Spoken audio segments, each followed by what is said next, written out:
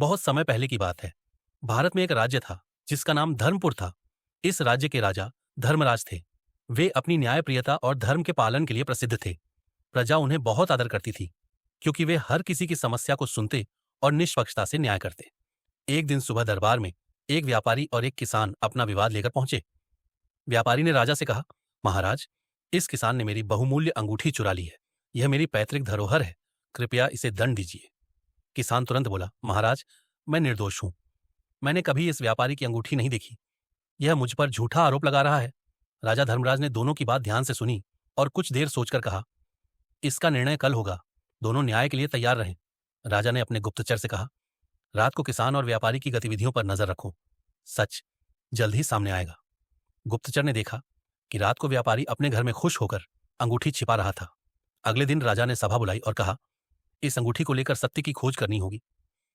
उन्होंने एक पवित्र जलपात्र मंगवाया और उसमें अंगूठी डाल दी। उन्होंने दोनों से कहा, जो सच्चा है उसकी छाया इस जल में दिखाई देगी। जब व्यापारी ने जल में झांका तो उसकी आंखों में भय था। यह देखकर राजा ने गुप्तचर से व्यापारी के घर तलाशी लेने को कहा। व्यापारी के घर से वही अंगूठी मिल गई। राजा ने व्यापारी को दोषी ठहराया और उसे सजा दी। किसान को निर्दोष साबित कर उसका मान सम्मान बढ़ाया। राजा ने कहा, सत्य और धर्म की हमेशा जीत होती है। प्रजा ने राजा की बुद्धिमत्ता और न्याय की प्रशंसा की। इस प्रकार राजा धर्मराज ने अपने राज्य में धर्म और न्याय का परचम लहराया और इतिहास में अमर हो गए।